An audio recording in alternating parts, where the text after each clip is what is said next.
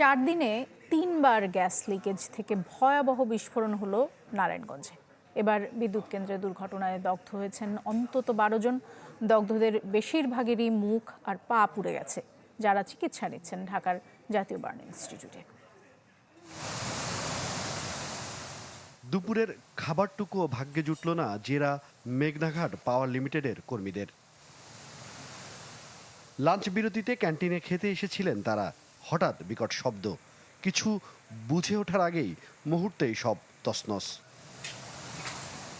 নারায়ণগঞ্জের সোনারগাঁওয়ের মেঘনাঘাট বিদ্যুৎ কেন্দ্রে গ্যাস লিকেজ থেকে বুধবার দুপুরে ঘটে যায় ভয়াবহ বিস্ফোরণ। এতে দগ্ধ হন অন্তত 12 জন।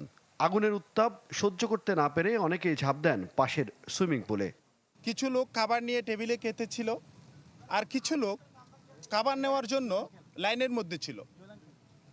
এমন সময় এই বিস্ফোরণটা সংঘটিত হয়। তারা ধারণা করতেছে যে গ্যাসের লিকেজ থেকে এরকম ঘটনা ঘটতে পারে। আহতদের দ্রুত উদ্ধার করে ভর্তি করা হয় ঢাকার জাতীয় বার্ন ও প্লাস্টিক সার্জারি ইনস্টিটিউটে। চিকিৎসকরা জানিয়েছেন 12 জনের মধ্যে 3 জনের অবস্থা আশঙ্কাজনক। ঘটনার কয়েক ঘন্টা পর হাসপাতালে আসেন স্বাস্থ্যমন্ত্রী ও জ্বালানি প্রতিমন্ত্রী। এ সময় স্বাস্থ্যমন্ত্রী জানান, বিদ্যুৎ কেন্দ্রের পুড়ে যাওয়া কর্মকর্তাদের দ্রুত সারিয়ে তুলতে সর্বোচ্চ চেষ্টা করা হচ্ছে। আমাদের বেস্ট ট্রিটমেন্ট দেওয়া হচ্ছে। আমরা এই ব্যাপারে সজাগ দৃষ্টি রাখতেছি।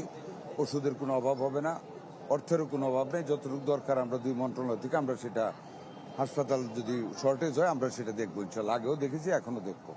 বিস্ফোরণের পেছনে কোনো ষড়যন্ত্র আছে কিনা এমন প্রশ্নের উত্তরে জ্বালানি প্রতিমন্ত্রী বলেন, তদন্তের পর আসল কারণ জানা যাবে। এখানে কোনো ত্রুটি, ব্যবস্থাপনাগত ত্রুটি ছিল নাকি কোনো অসাবধানতা ছিল নাকি অন্য কোনো কারণের দুর্ঘটনা, এইটা আমরা বের করবার চেষ্টা করব। এর আগে 1 মে নারায়ণগঞ্জের সিদ্ধিরগঞ্জে 350 মেগাওয়াট বিদ্যুৎ কেন্দ্রের সাব স্টেশনে বড় একটি অগ্নিকাণ্ড ঘটেছিল, যদিও সেখানে কেউ হতাহত হননি। হিরণ খান, চ্যানেল 24, ঢাকা।